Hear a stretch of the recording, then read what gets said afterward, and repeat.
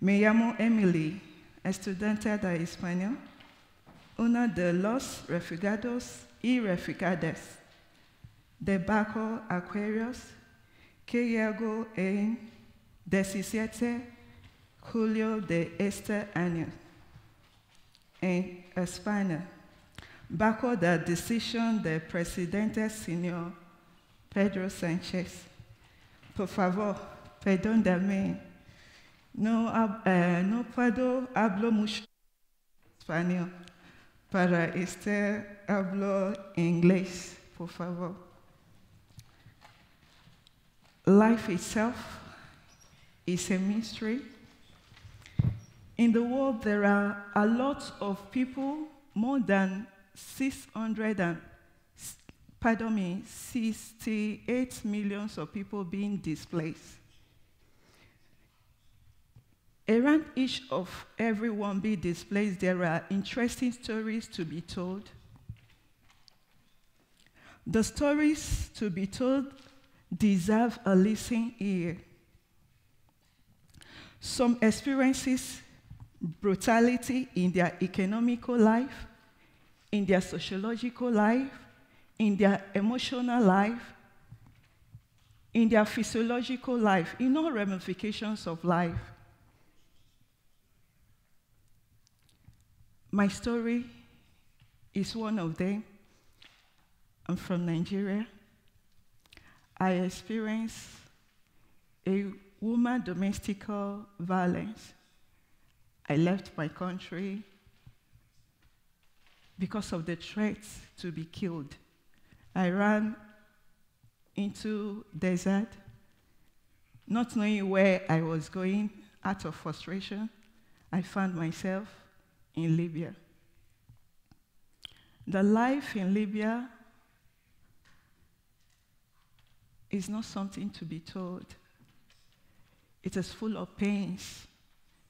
It is full of tragedy, sorrow. It is a lifeless life. No one would want to really experience or talk about. But I summoned the boldness to stand before you people to say, in Libya, the life there is a hell.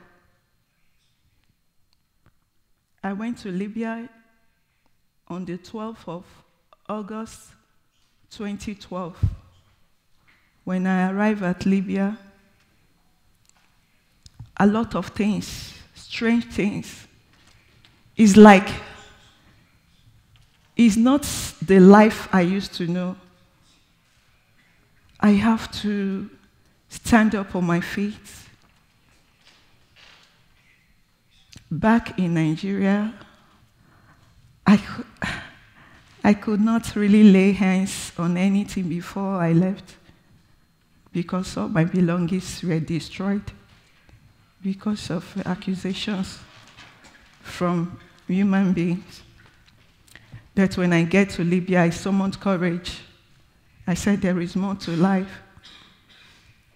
With my handwork, God helping me, I have to start afresh.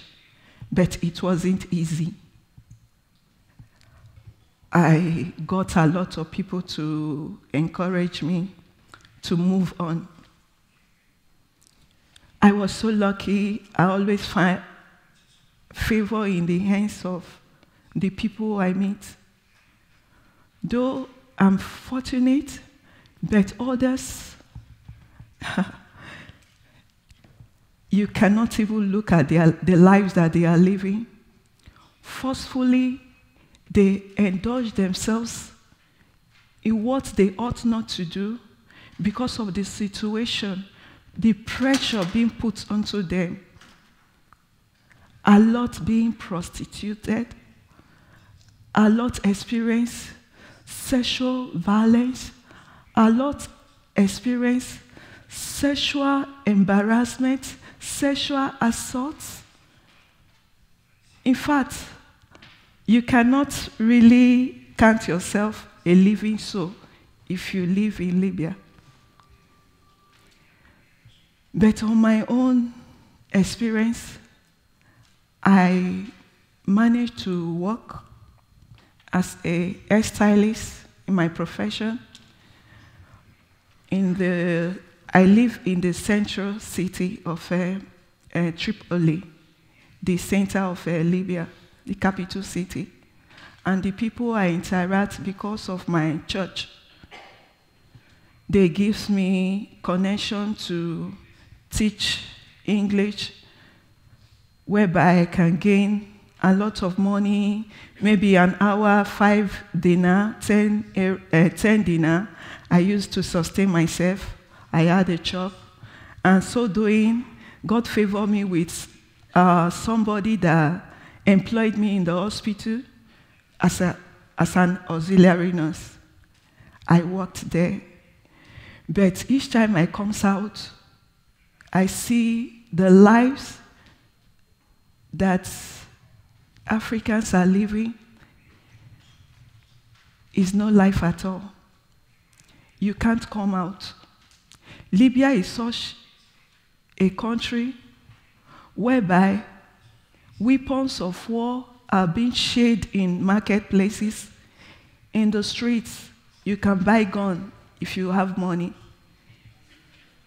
Not to the foreigners, but to the indigents.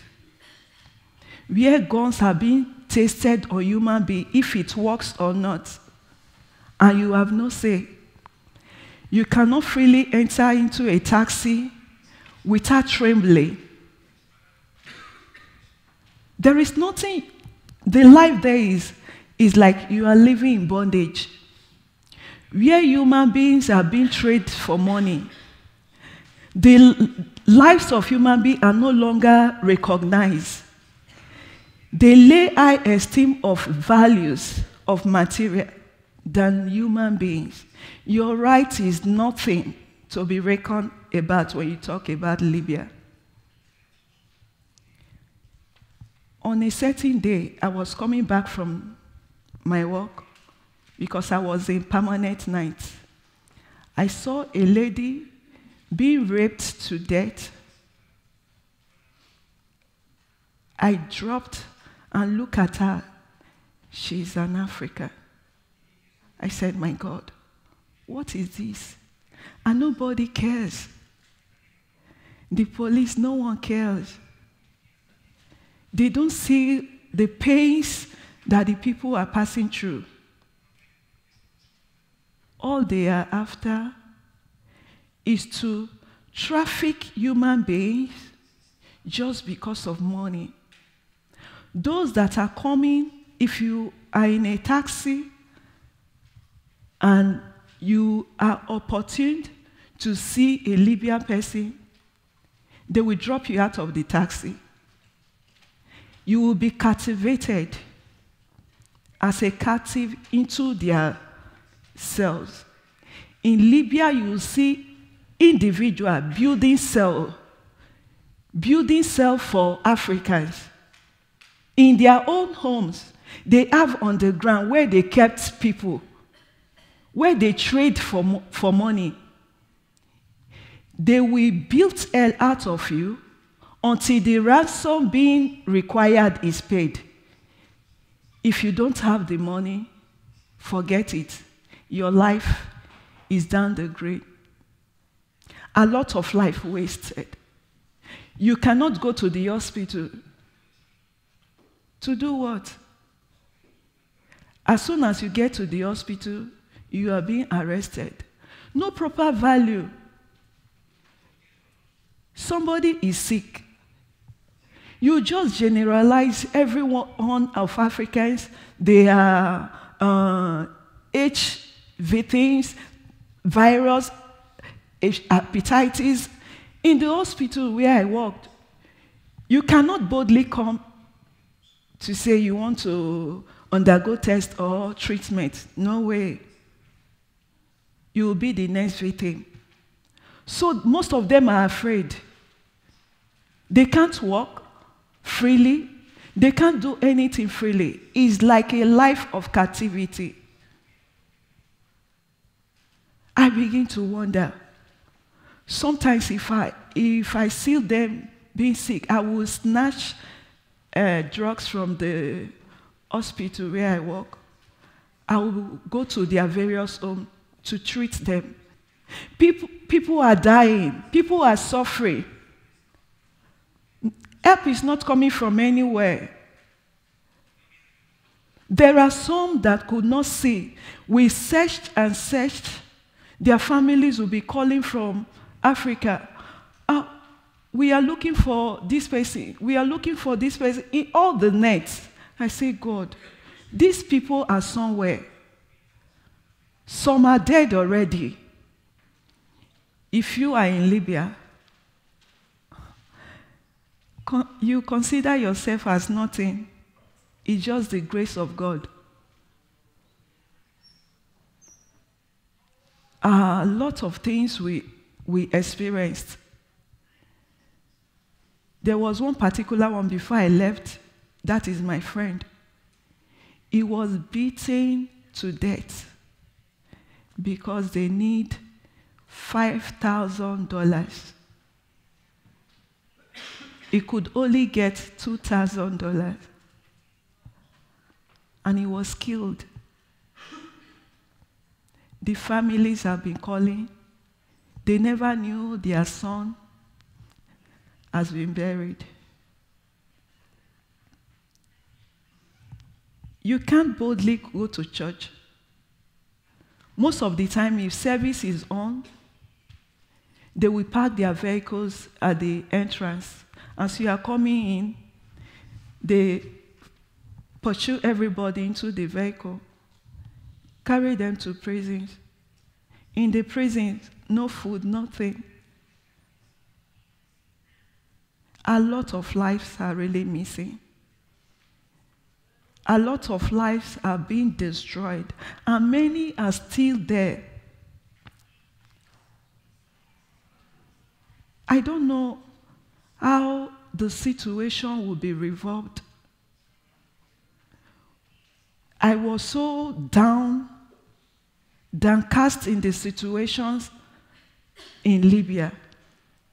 At a particular time, when I came back from work,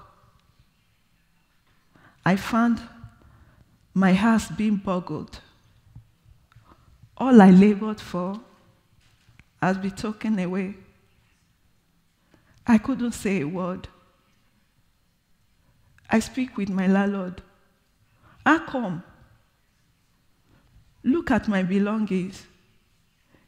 They told me they saw one of your sons breaking into my house. The only thing I could see was gone. Be shot in the head.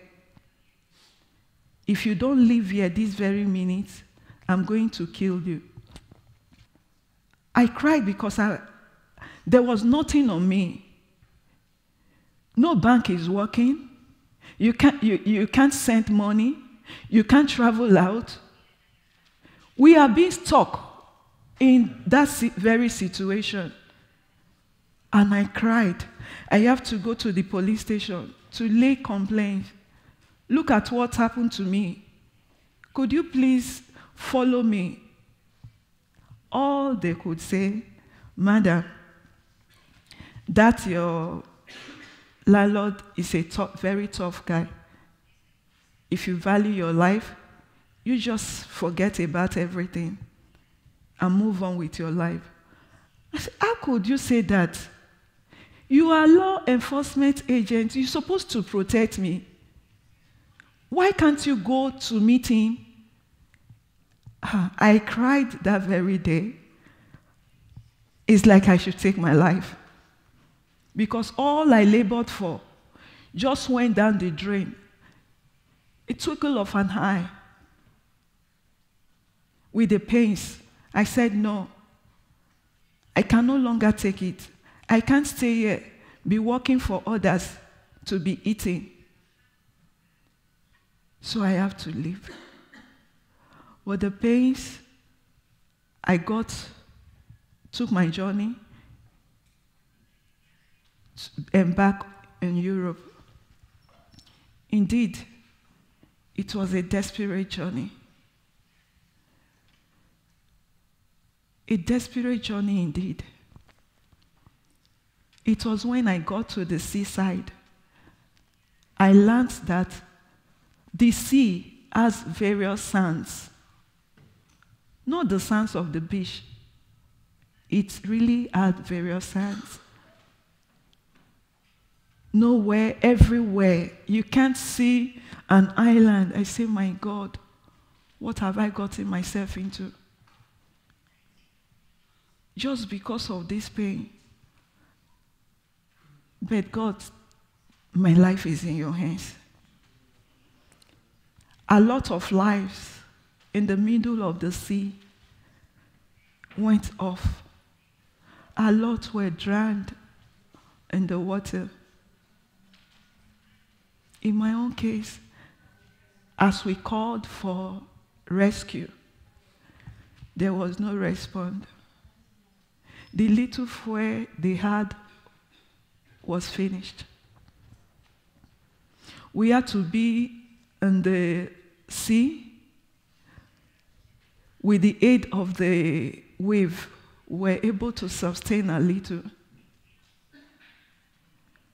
Unknowingly to us, we saw helicopter came and detected where we were.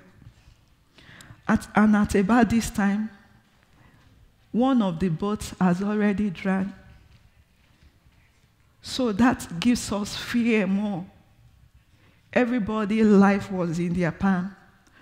Some are already written their informations, be tying into their trousers and their clothes in case their corpses are found. But I say, God, help me.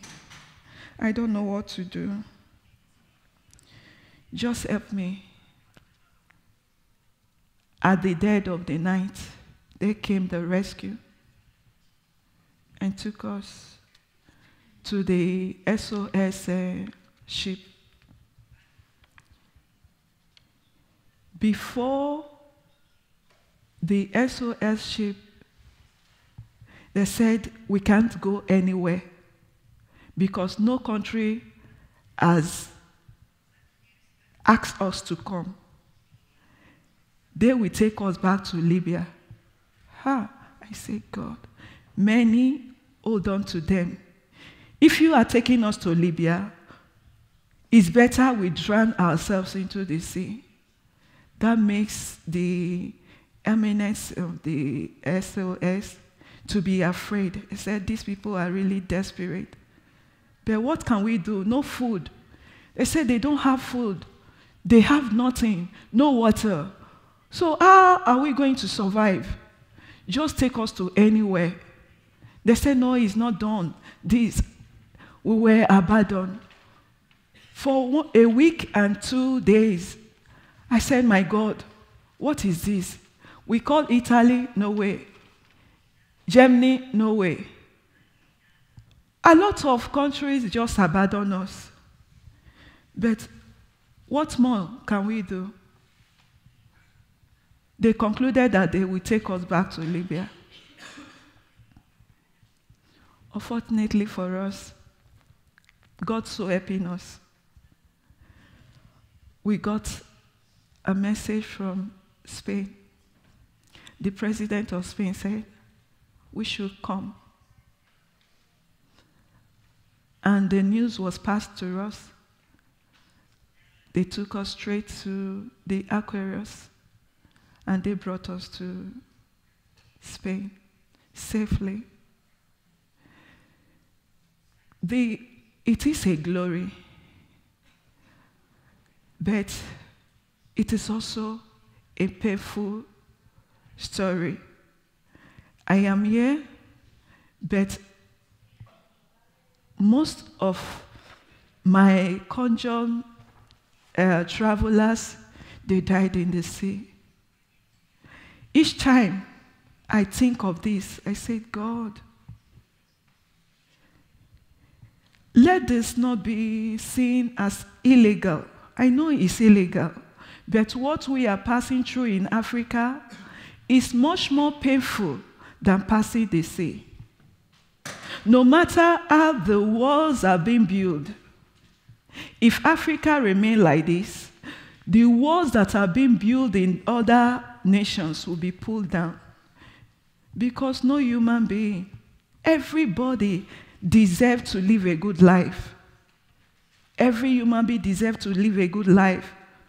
No one would want to live a life that your right is being violated without you saying a word. It's very painful. We don't want to see that. Look at the past testimonies that we just watched in the video. I was sharing tears. These are lives preciously made. These are the people to make our economic growth. These are the people to refine lives. If we continue to see them illegally, they will be dying one after the other. We cannot even measure the rate of death in the sea. We cannot. You can only count those that have been seen. What about those that are perishing in Libya? Would you be able to get estimates of them? No. There are lots of life wasting. There are lots of destiny that has been destroyed. These are future lives, future destiny, future personalities. But we just fold our hands and sit down and let them go like that. No, something can be done. A lot of things can be done. We are the world. When we put our hands together, we can save these lives. If we really look into human rights, if we really think of human rights, if we can be transparent for once to say no to this desperate journey, something can be done. I believe a lot of things can be done. But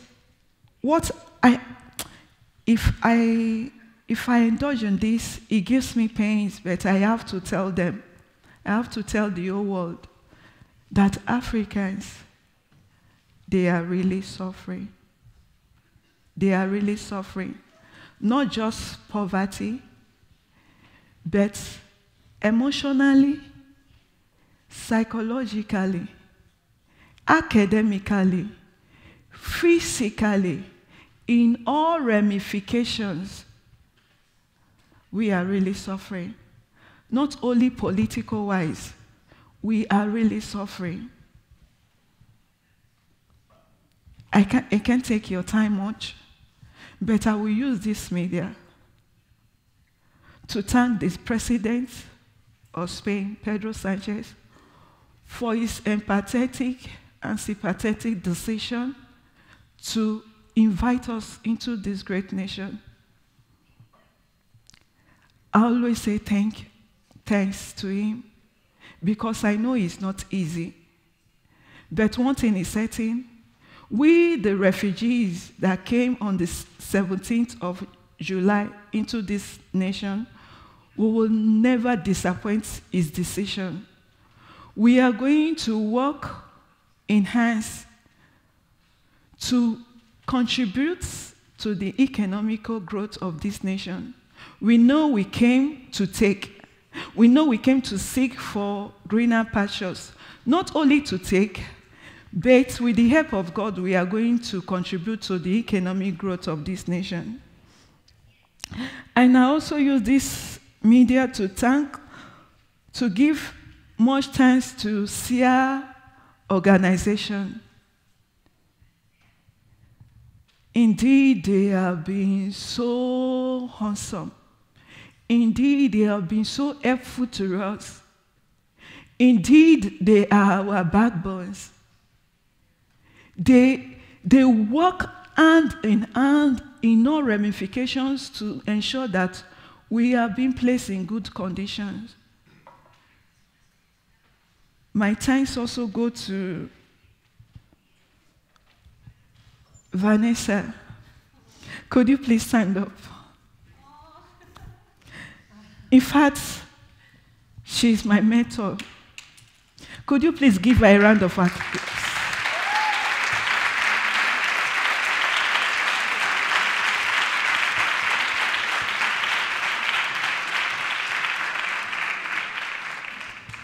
In fact, this lady you're saying, she's not ordinary. She's my motivator. She gives me strength when I am down. She always holds me, Emily, you can do it. In fact, she is more than a mother to me, more than a sister to me. Not only in the organization, but her patience with me, she's awesome. She's something else to my life. She's my mentor. She's my everything. I don't think I can do anything without her. Who am I to stand before you? And you guys that are here listening to me, I love you all. I just need your prayers. I just need your word of encouragement to strengthen me, to make my coming here not be in vain, that you've put a smile on my face. At a particular point in time, I was about to take my life. That was when I realized that there is more to life. I came to Spain and see my life being revived. This is the only time you can see a smile on my face, but back the years, I hardly smile. I don't give a damn to anyone. I live a very aggressive life. I live as if I want to kill somebody. Because when I think of the past, I have no life. But coming to Spain, my life is revived. I see myself growing on a daily basis as a little child that is growing in the hands of love. I feel loved again. I feel that I'm in the hands of those that loved me. It cannot only be your legal family, but our found family in Spain. I love you all. May God richly bless you. Thanks.